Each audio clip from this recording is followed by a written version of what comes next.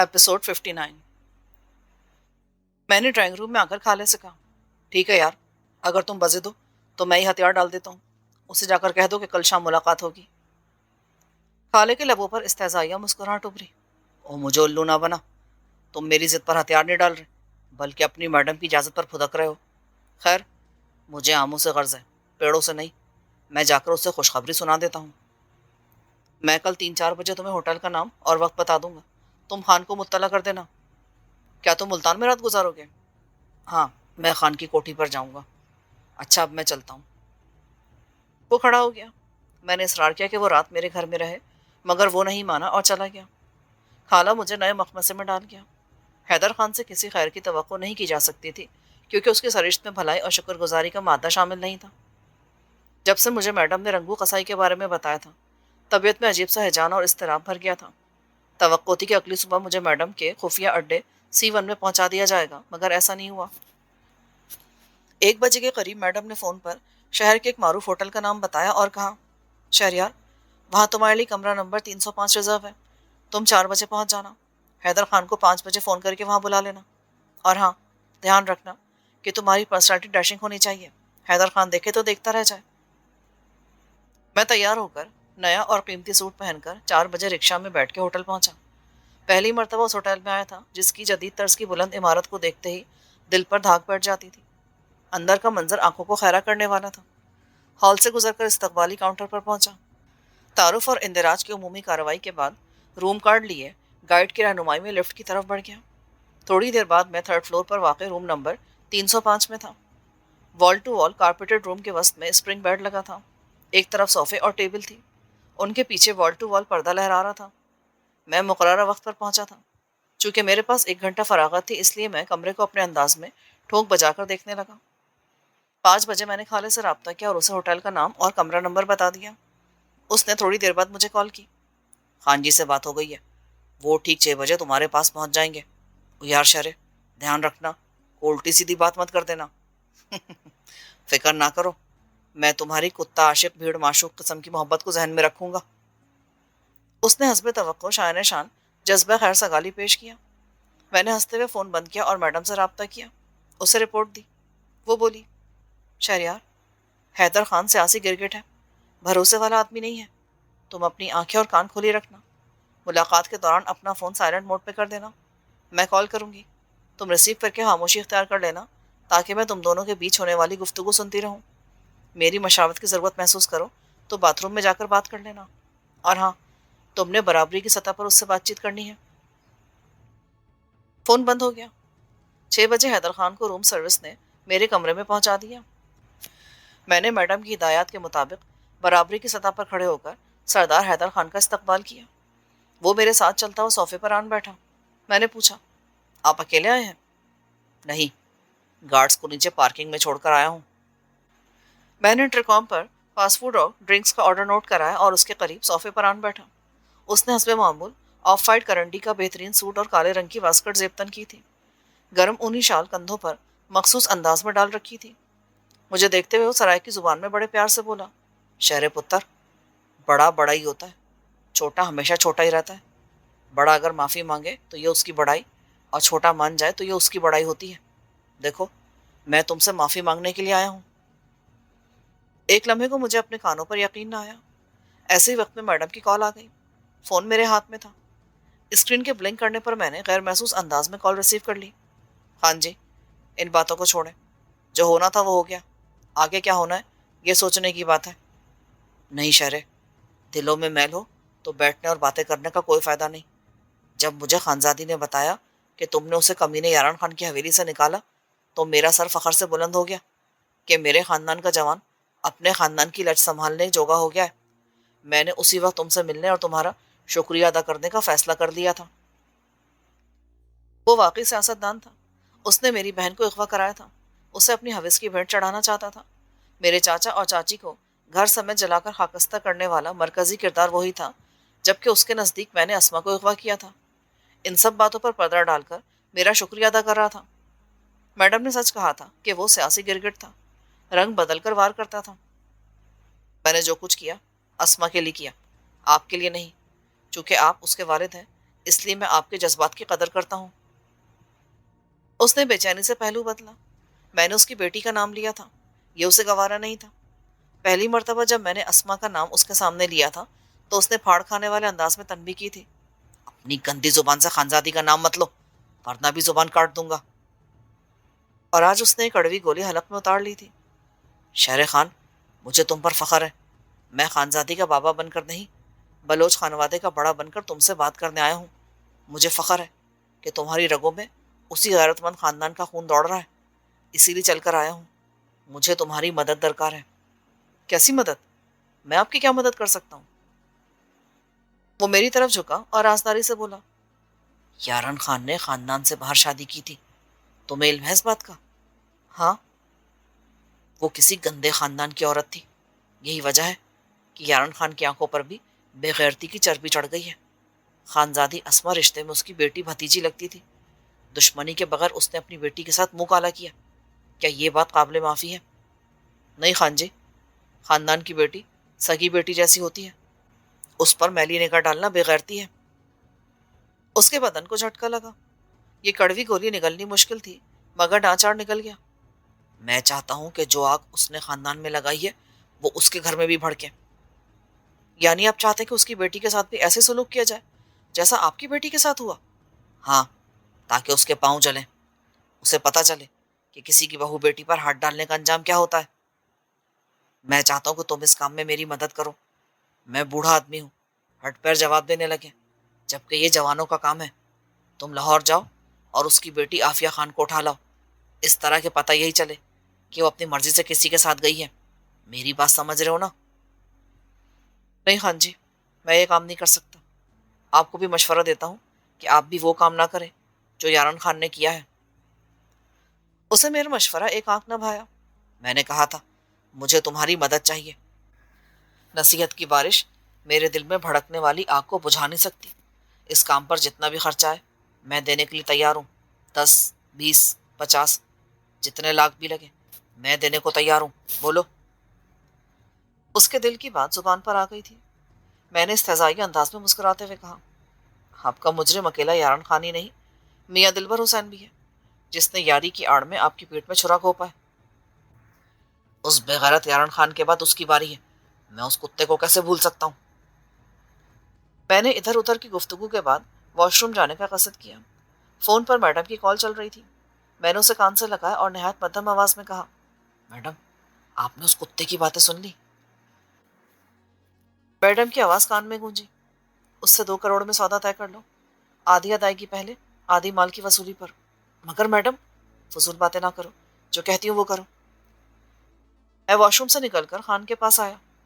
خان جی، میں آپ کی باتیں سن اور سمجھ چکا ہوں۔ میں آپ کی مشکل آسان کر دیتا ہوں، آپ کو انتقام کی آگ ٹھنڈی کرنے کا موقع دے سکتا ہوں، مگر اس کی قیمت آپ کو ادا کرنی ہوگی۔ ہاں ہاں، بولو، مجھے منظور ہے۔ میں نے دائیں ہاتھ کی 2 انگلیاں اس کی آنکھوں کے سامنے لہرائیں۔ 2 کروڑ روپے۔ 2 کروڑ؟ یہ تو بہت بڑی رقم ہے، میں اتنی رقم کہاں سے دے سکتا ہوں؟ تو پھر اس معاملے پر مٹی ڈالیں، مجھے کوئی اعتراض نہیں ہوگا۔ زوردار بحث کے بعد آخر اسے ہتھیار ڈالنا پڑے اور 2 کروڑ پر سودا ڈن کرنا پڑا۔ میں نے اگلی شرط سنائی، آدھی رقم ایڈوانس، آدھی کام ہونے پر۔ اس نے کوئی اعتراض نہ کیا۔ 10 دن کے اندر تمہیں رقم پہنچا دوں گا۔ کام ہونے میں کتنا وقت لگے گا؟ 10 دن یا 1 ماہ۔ گولی مارنے سے عزت پر دھبا لگانا مشکل ہوتا ہے، آپ فکر نہ کریں، آپ کا کام ہو جائے گا۔ اس نے مجھے تاکید کی کہ میں اس ڈیلنگ کا تذکرہ کھالے لوہار سے ہرگز نہ کروں۔ میں نے حامی بھر لی۔ اس دوران تواضع کا سامان میز پہ سرو کر دیا گیا۔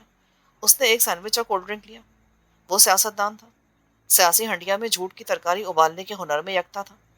اس نے خوشامدانہ باتوں سے میرا دل موہنے کی بھرپور کوشش کی، خاندانی غیرت ابھاری۔ کئی میٹھے اور سہانے خواب میری جاگتی آنکھوں کے حوالے کرنے کے بعد اس نے رخصت چاہی۔ میں اسے گیلری تک سی آف کرنے آیا۔ ایسے میں میرے لبوں پر بھی دکھاوے کی مسکراہٹ چپکی ہوئی تھی۔ میں نے کمرے میں آ کر دروازہ بند کیا، بیڈ پر آلتی پالتی مار کر بیٹھ گیا، فون کان سے لگایا۔ میڈم، یہ آپ نے کیا کیا؟ کیا اب میں یارن خان کی بیٹی کو اغوا کرنے لاہور جاؤں گا؟ نہیں، تمہیں کچھ بھی نہیں کرنا ہوگا، دیکھتے جاؤ میں کیا کرتی ہوں۔ مگر، اگر مگر مت کرو، فوراً روم چھوڑ دو اور 4th فلور پر रूम नंबर 441 में आ जाओ। क्या मतलब? क्या आप भी इस होटल में हैं? तो क्या मैं तुम्हें अकेला छोड़ सकती हूँ? कम ऑन, उसने कहा और कॉल मुनक़ता कर दी। मैं कमरे से निकला। तवील राहदारी के आखिर पर वाकई सीढ़ियाँ चढ़कर चौथी मंजिल पर पहुंच गया। कमरा नंबर 441 तलाश करने में दिक्कत पेश न आई। दस्तक के जवाब में मैडम ने दरवाज़ा खोला। मैं उसे देखकर मबहूत रह गया। उसने सुर्ख और जर्द रंग का सूट पहन रखा था। वो सीधी दिल में उतर गई क्योंकि अपने सकाफती लिबास में वो क़यामत ढा रही थी। मैंने उसे अक्सर पैंट शर्ट में देखा था। क्या बाहर ही खड़े रहोगे? अंदर आ जाओ। कमरे की तज़ीन और आराइश वैसी ही थी जैसी मैं निचले फ्लोर पर देख कर आया था।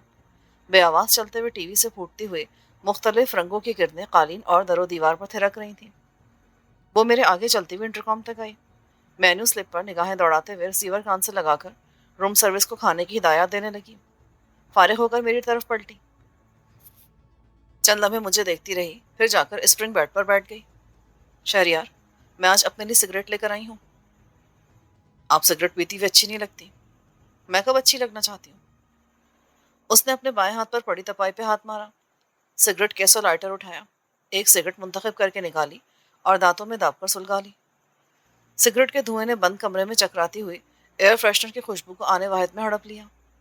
वो मेरे चेहरे के उतार चढ़ाव भांपती हुई हंसने लगी। हंसते हंसते वो खांसने लगी। सिगरेट के एक सिरे पर आग जलती है और दूसरे सिरे पर अहमक का दिल सुलगता है ना मजे की बात? प्लीज, आप सिगरेट ना पिया करें। तुम ऐसे मुंह बनाए क्यों खड़े हो? इधर आओ। अपनी बिरादरी के एमपीए के बारे में बताओ। आज वो सांप अपनी कुंज उतार कर आया था। कैसा लग रहा था वो? उसकी मक्काराना अदाकारी देखकर तो मेरा जी चाह रहा था कि मैं उसका मुंह तोड़ दूं, दांत निकालकर हथेली पर रख दूं। उसे जरा भर भी याद नहीं रहा कि उसने मुझ पर नाकाबिले माफी जुल्म तोड़े थे। वो एहसान मंदी की रस्सी थामकर मुझ तक पहुंच गया। लानत ऐसे बेगैरत सियासतदान पे। तुमने अभी कुछ नहीं देखा। इस मुल्क की सियासत उस रंडी की मानंद है जो भूखे दलालों के हाथ लगकर गोशा गोशा दौड़ती है, मगर कहीं पनाह नहीं पाती। ना सिर्फ हैदर खान, बल्कि सभी एक जैसे हैं। खाने के दांत और दिखाने के और उस कमीने से कोई मजारा दो चार बोरियां गंदम की मांगने चलाए तो उसके तन बदन में आग लग जाती होगी। आज अपनी बेटी की हमउम्र लड़की, जो बकौल उसकी भी भतीजी बेटी लगती है, को नोचने के लिए 2 करोड़ रुपए देने पर आमादा हो गया। 2 करोड़! इतनी बड़ी रकम जिससे पूरा एक गांव नए सिरे से बसाया जा सकता है। मगर वो बड़ा कमीना है। एक तरफ 2 करोड़ खर्च करेगा, दूसरी तरफ यारान खान को नीचा दिखाकर 3 करोड़ मांगेगा। यही हरबा मियाँ दिलबर पर आजमाएगा। अपना इंतकाम भी लेगा और दाम भी खरे करेगा। मैडम, मैं उसके गंदे खेल में मावनत नहीं करना चाहता। क्या तुम्हें यारान खान से हमदर्दी है? नहीं, मगर मैं किसी लड़की को पामाल करना बुजदिली और कमीनगी समझता हूँ। तुम्हारे साथ जो कुछ हुआ, क्या वो कमीनगी नहीं? मैडम, आप मुझे समझने की कोशिश करें। मुझे समझाने के बजाय तुम 2 करोड़ रुपए की ताकत को समझने की कोशिश करो। गिनते गिनते उंगलियां शल हो जाती हैं। तुमने रात में अस्मा को देखा? न जिंदा है न मुर्दा है। 2-4 दिनों के बाद फिर देखना उसे। वही जो तुम्हें फरिश्ता करार दे रही थी ना, तुम्हें इंसान करार देने से गुरेजा हो जाएगी। पहले की तरह खूबसूरत और पाकीज़ा दिखाई देने लगेगी, क्योंकि उसकी शख्सियत के अकब में उसके सियासतदान बाप का कर्रोफर छुपा हुआ है, फिरौनियत छुपी है। वो भूल जाएगी कि उसके साथ क्या इंसानियत सोच और इखलाक पार सलूक किया गया था। हाँ, यारान खान की बेटी के साथ भी ऐसा ही होगा, और वो वक्त गुजरने पर भूल जाएगी।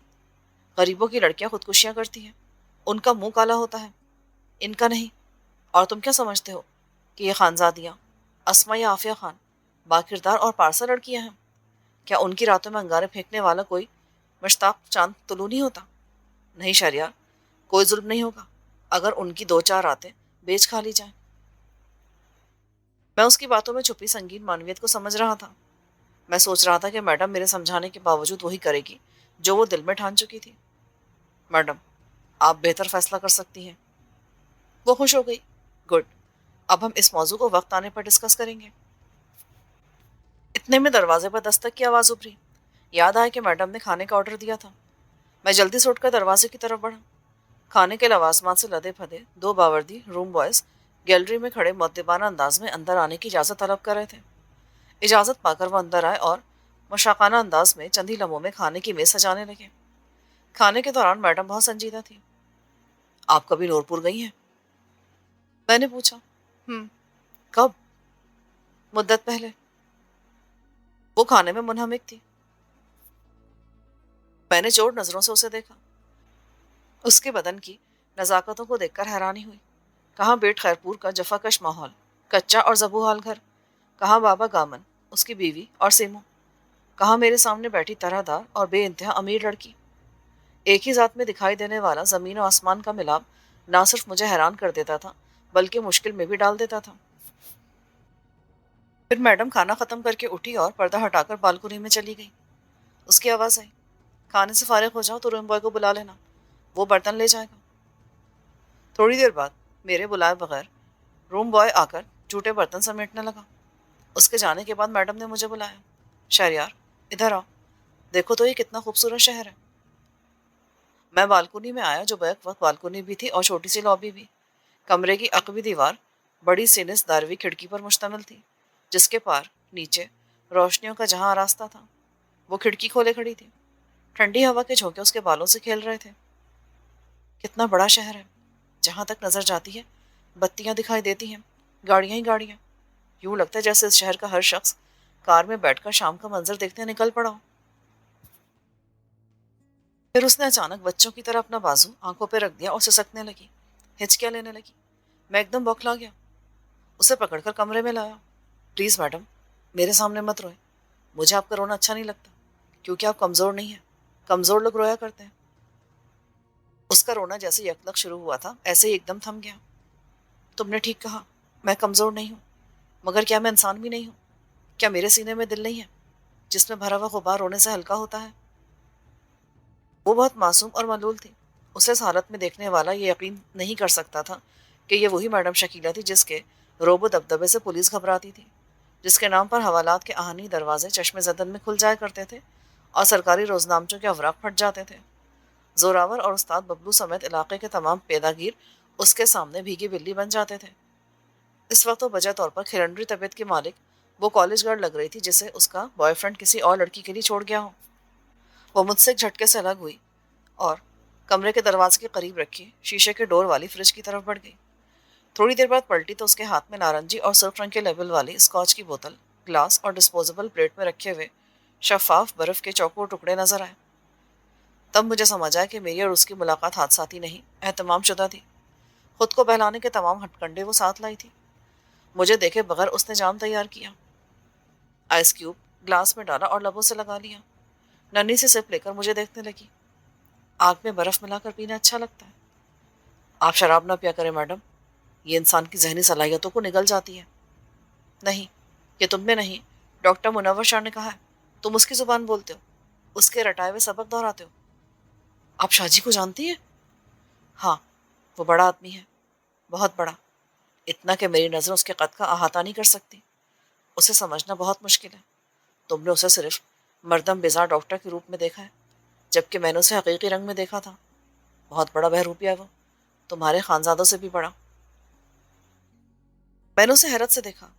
ہاں تو اس میں حیرانی کی کیا بات ہے؟ وہ بے خوف ہے، ڈرتا نہیں ہے۔ گن، گولی، موت اور عورت، وہ کسی سے نہیں ڈرتا۔ شہریار، تم نے ایک بار کہا تھا کہ تم میرا دکھ کسی پر عیاں نہیں کرو گے۔ تھینک یو، مگر کیوں؟ میں متذبذب ہو گیا، کوئی جواب نہ دے پایا۔ تم اگر میری کہانی کو اشتہار بنا دو گے، زبان زدہ عام کر دو گے، تب بھی کوئی فرق نہیں پڑے گا۔ کیا میں اس شہر کی عزت اور عظمت کا ٹاور ہوں؟ کیا میں بہت نیک نام اور پردہ دار خاتون ہوں؟ نہیں، میں ایک بدنام گینگسٹر ہوں۔ پولیس میرے نام سے کانپتی ہے۔ نام نہاد عزت دار سیاستداں میری دہلیز پر سجدہ ریز ہوتے ہیں، اپنا اپنا مطلوبہ مال مانگتے ہیں۔ کسی کو جوانی چاہیے، کسی کو جوانی قائم رکھنے والا جام چاہیے، کسی کو دشمن کی جوانی نگلنے والی بلٹ چاہیے، تو کسی کو بلٹ پروف جیکٹ۔ میں سب کو دیتی ہوں، بیچتی ہوں۔ ایک کی عزت دوسرے کے ہاتھ پر رکھ کر دام کھڑے کرتی ہوں، ایک کی جان لیتی ہوں، دوسرے کی خباثت میں جان ڈالتی ہوں۔ مجھے کوئی فرق نہیں پڑتا کہ لوگ میری باتیں کریں، پہلے کیا کم کرتے تھے؟ ہر کوئی سوچتا ہے کہ میں کون ہوں، اور اچانک کہاں سے نمودار ہو کر اس شہر کو مٹھی میں لے بیٹھی ہوں۔ سنو، میرو شاہ کے سینے میں میرا ایک ایک راز چھپا ہے، وہ بولنے بھی لگ جائے تو کیا ہوگا؟ کچھ بھی تو نہیں۔ میڈم، میں سمجھتا ہوں کہ آپ اتنی بلندی پر پہنچ چکی ہیں کہ بدنامی کی گرد آپ تک نہیں پہنچ سکتی۔ شاید۔ وہ سر جھکا کر گلاس سے کھیلنے لگی۔ کافی دیر گزر گئی۔ وہ مجھے ہمراز کرنے کا فیصلہ کر کے یہاں آئی تھی۔ لبے بام پھر سوچنے لگی۔ جو محبت کرنا چاہتا ہے وہ اعتماد کے کنویں میں اندھے کنویں میں چھلانگ لگاتا ہے۔ اگر کنواں پناہ دے دے تو محبت امر ہو جاتی ہے، ورنہ انسان اندھوناک حالات کا شکار ہو جاتا ہے۔ میرے من میں محبت کی طلب تھی، اتنی جتنی عام آدمی میں نہیں ہوتی، مگر میں بھٹکنا نہیں چاہتی تھی، لیکن بھٹک گئی۔ کنواں مجھے سنبھال نہ پایا اور میں چندو ماہی سے میڈم شکیلہ بن گئی۔ کہانی طویل، راز مختصر، بس اتنا سا۔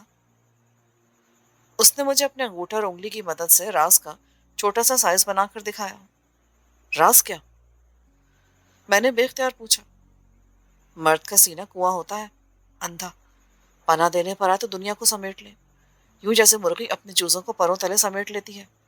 نگلنے پر آئے تو دنیا کے سب سے بڑے جذبے، جسے محبت کا نام دیا جاتا ہے، کو نگل جاتا ہے، صرف بدن کا قلعہ فتح کرنے کے لیے، چند گرم سانسوں کے حصول کے لیے۔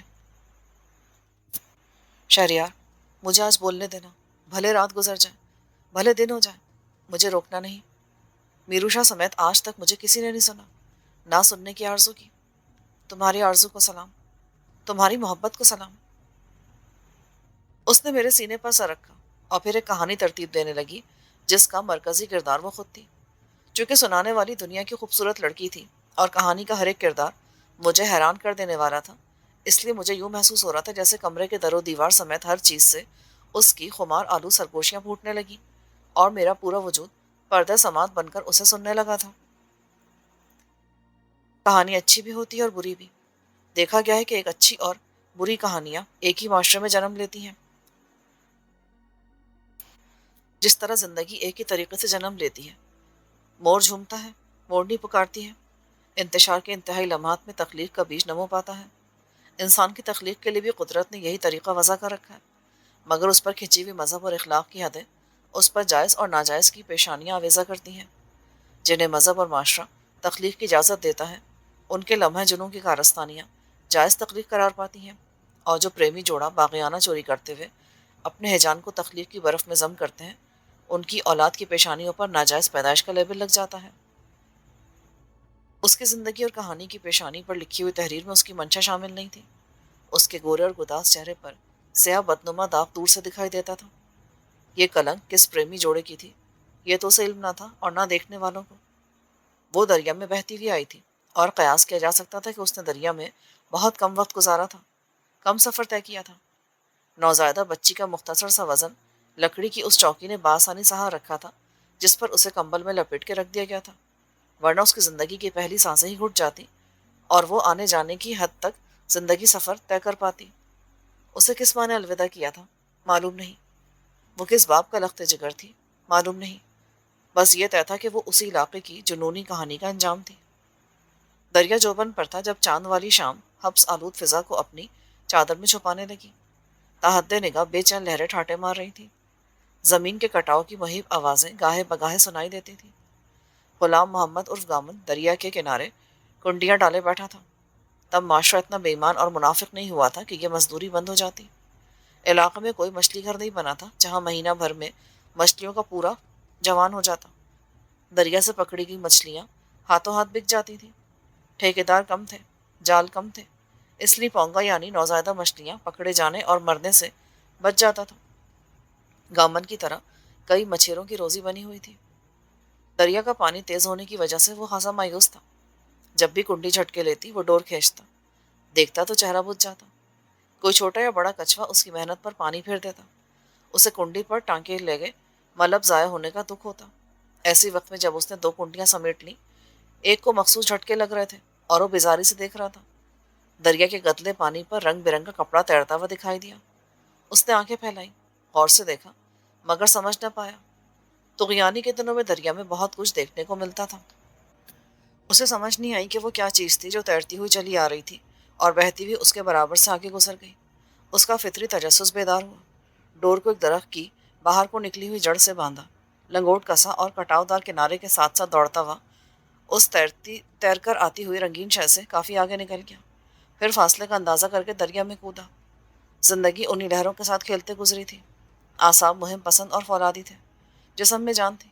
چند ہی لمحوں میں باہیں مارتا ہوا اس ناسمجھ میں آنے والی کپڑوں کی پوٹلی تک پہنچ گیا۔ چھوٹی سی چوکی پر سمیٹ کر رکھا ہوا ننھا سا مخملی کمبل اس نے پہلی مرتبہ دیکھا۔ कंबल में संभाली हुई चीज से नाचना नहीं था। 4 साल कबल उसकी दुबली पतली बीवी ताजा ने ऐसी ही एक गोश्त पोस्ट की गुड़िया को जन्म दिया था। नाफ तक जिस्म पानी में डूबा हुआ था, बाकी आधा जिस्म एकदम पसीने में शराबोर हो गया। काफी देर तक दोनों हाथों में चौकी उठाए खड़ा रहा। सोचता रहा, उसे दरिया में डालकर पलट जाए या दरिया से निकालकर जिंदगी की तरफ ले जाए। ये पता नहीं चलता था कि वो बच्ची थी या बच्चा। चूंकि उसे देखते ही गामन के शौर में उसकी 4 साल बेटी सरदारा का चेहरा उभर आया था, इसलिए उसने तस्दीक किए बगैर उसे बच्ची करार दे दिया। बच्ची के नकूश धुंधले थे, मगर रंग इतना सफ़ेद था कि नजर नहीं ठहरती थी। उसके मुंह में नन्ही सी चुस्नी दबी हुई थी, जिसे वो चूस रही थी। गामन के हाथ कांपने लगे। वो नादान नहीं था, जान चुका था कि बच्ची हादसाती तौर पर दरिया की नज़र नहीं हुई, बल्कि उसे किसी ने एहतमाम से दरिया में डालकर अलविदा किया था। चौकी, कंबल, कंबल की मखसूस गिरहें और चमकदार चुस्नी। उसकी माँ के दिल में बेटी को खाली हाथ मौत के सफ़र पर रवाना करने का याराना था, इसलिए उसने उसे जहेज के साथ रवाना किया था। वो बच्ची की माँ की तरह उसकी चौकी को सतह आप पे ना रख सका और हाथों में बुलंद किए वतन पर आ गया। चुस्नी बच्ची के मुंह से निकल गई और वो अपनी बारीक आवाज़ में चिल्लाने लगी। उसने चुस्नी उसके मुंह में डाली और अपनी डोर खोलकर खींचने लगा, जो बदस्तूर झटके ले रही थी। फिर कोई कछुआ उसके मलब को हड़प करने के चक्कर में फंस गया था, मगर उसकी खुशी की इंतहा ना रही जब एक बड़ी सिंघाड़ा मछली सतह आप पर शराब की जोरदार आवाज़ के साथ तड़पी। पहली नज़र में ही गामन को अंदाज़ा हो गया कि वो 7-8 किलो वजनी थी। उसकी आंखें चमकने लगी। डोर खींचते हुए दिल ही दिल में उसको शहर में बेचने से मिलने वाली तगड़ी रकम का वो शुमार करने लगा। मछली हाथ में आई तब भी हलक से कुंडी निकालने के लिए मचल रही थी। गामन मछेरे के हाथ से कई मरतबा फिसली, फिर उसके गलफड़े जवाब देने लगे। ऐसे में गामन की नज़र आसमान पर इजहार तशक्कुर के लिए उठी। वह तशक्कुर आंखों ने खला में जगमगाते हुए चांद को देखा। गामन की बेख्तियार नजरें कंबल में लिपटी हुई चुस्नी को चूसती हुई बच्ची पर पड़ी। उसके मुंह से निकला, चांद जैसा रंग है, मछली जैसा वजूद। मौला साई, ये तो निरी चांद माही है। चांद माही का वजूद मछेरों की चश्मे तसव्वुर पर जगमगाता है। उनके नज़दीक हर दरिया में एक मछली ऐसी होती है जिसका रूप चांद से भी उजला होता है। किस्मत से मिलती है, और जिसको मिलती है उसकी दुनिया लम्हों में बदल जाती है। तसव्वुराती मछली, चांद माही, जिसका बालाई आधा धड़ औरत का, ज़ेरी निस्फ सुनहरी मछली का, किसी शोक आरजू का नाम था, तृष्णा काम ख्वाहिश का। मगर गामन की आरजू बढ़ लाई थी। उसकी आंखें चमक उठी। सोचा, गामन, तेरी किस्मत सोने रब ने चमका दी है। देख, यही तो चांद माही है। चल चंदू माही, मेरे कच्चे घर में अपनी रोशनी ले चल। गामन और ताजा ने कई दिन डरते डरते गुजारे। हर आन धड़का लगा रहा कि चंदू माही के वारिस आकर उसे ना ले जाएं। लेकिन दरिया में फेंकने वाले ने उसका ताक़ुब करना होता तो फिर अपनी रूह के जुज़े मोतबिर को मौजों के हवाले करता ही क्यों। दोनों मियाँ बीवी सादा लौ थे। झूठ बोलते थे तो उनके चेहरों पर तजब्जुब झलकने लगता था। हजार छुपाने और बातें बनाने के बावजूद लोगों ने भांप लिया कि काले बदनों वाले गामन और ताजा के घर में किसी अमीरजादी का लख्ते जिगर आन गिरा है। शहरों में बंदे बोलते हैं मगर कोई किसी की नहीं सुनता। देहातों में फिजाएं बोलने लगती हैं और हर कान हमवतन हो जाता है। बदनामी की बात रातों रात मीलों का सफ़र तय कर जाती है। चंदू माई की खूबसूरती का किस्सा भी दिनों में आधे ज़िले में गूंजने लगा। दरिया पार भी हलचल मच गई। अभी वो 1.5 माह की थी कि दरिया पार के जागीरदार रबनवास के खुसूसी कारिंदे इमाम बख्श उर्फ मामू ने गामन को पतन पर आन घेरा। घुमा फिरा कर चंदू माही के बारे में पूछने लगा। उसने अपना रटा रटाया जुमला दोहरा दिया, वो मेरी बेटी है, तुम लोग उसका नाम क्यों लेते हो। मामू ने आंखें दिखाई। बात ना बनती देखी तो बराह रास्त और खुल्लम खुल्ला बात करने का फैसला किया। देख गामन, तू गरीब आदमी है, सारी उम्र ऐसी मछलियां पकड़ता और बेचता रहेगा, कभी आगा नंगा तो कभी पीछा। मेरी मान, मेरे भागवंत का बाला भी बन जा। मेरे मालिक को तू जानता है, शुमाल से जनूब तक उसकी ज़मीनें फैली हुई हैं। मिट्टी को हाथ लगाता है तो सोना बन जाती है। वो तुझे भी छूकर सोना बनाना चाहता है। मगर मामू भाई, ज़रा खुल के बात कर, कुछ मुझे भी तो पता चले, तू कहना क्या चाहता है। मामू खुलकर बताने और अपनी बात मनवाने आया था। देख गामन, मालिक को पता चला कि तुझे दरिया से एक बच्ची मिली है जिसका नाम तूने चंदू माही रखा है। क्या तुझे पता है कि उसे मीर करीम बख्श जाम की कंवारी बेटी ने जन्म दिया है। मीर करीम का मालिक के साथ दिन रात उसके घर आना जाना है। मेरी बात समझ रहा है ना। नहीं, मैं तो उस बारे में कुछ नहीं जानता। गामन, ये सच है कि ये बच्ची मीर करीम बख्श का ही गंदा खून है। मेरा मालिक चाहता है कि तू और तेरी बीवी हर पूछने वाले को यही बताया करें। देखना, جس کا گندھ ہو اسی کے وڑے میں ڈالا جائے تو اچھا ہوتا ہے۔ گامن نے پسو پیش سے کام لیا۔ وہ میر کریم بخش جام کو جانتا تھا۔ سردار ابنواس کے پائے کا زمیندار تھا۔ دونوں کے خاندان دریا پار کے بیٹ میں رہتے تھے۔ اس کے تامل پر ماموں نے جیب سے ایک نوٹوں کی گڈی نکالی، زبردستی تھمائی اور کہا، سردار نے تیرے لیے اتنے سارے پیسے بھیجے، اور چاہیے تو منہ سے پھوٹ، کل مالک سے لے آؤں گا۔ اور دیکھ گامن، تو سردار ابنواس سے یاری گانٹ لے گا تو ہاتھ پیر ہلائے بغیر عیش کی زندگی گزارے گا۔ اس کے ہاتھوں سے نوٹوں کی گڈی چھوٹ کر ریت پہ گر گئی۔ نہیں ماموں بھائی، میں اتنا بڑا ظلم نہیں کر سکتا۔ ادھر میرے منہ سے یہ بات نکلے، ادھر میر صاحب کی پگڑی زمین پہ دھڑام سے گر جائے گی۔ مجھے اس بات کا پتہ ہوتا تب بھی منہ پہ نہ لاتا، کیونکہ میر صاحب مجھے زمین میں گاڑ کر کتے چھوڑ دیتے۔ نہیں، تو اپنے مالک کو جا کر بتا دے کہ چندو ماہی میری اپنی بیٹی ہے۔ ماموں نے ہر ہیلے سے اسے قائل کرنے کی کوشش کی، مگر وہ میر کریم بخش جام کے خوف سے انکار کرتا رہا۔ اس نے سردار ابنواس کے غصے کی کہانیاں سنائیں اور ڈرائے دھمکائے تو گامن نے گڈی پکڑ لی اور مردہ دلی سے حامی بھری۔ وہ مطمئن ہو کر چلا گیا۔ وہ نہیں جانتا تھا کہ گامن نے ڈر کر حامی تو بھر لی تھی، مگر اس نے دل میں تہیہ کر لیا تھا کہ وہ سردار ابنواس کی فرمائش پوری نہیں کرے گا، کیونکہ وہ میر کریم بخش جام کے ہاتھوں ذلیل نہیں ہونا چاہتا تھا۔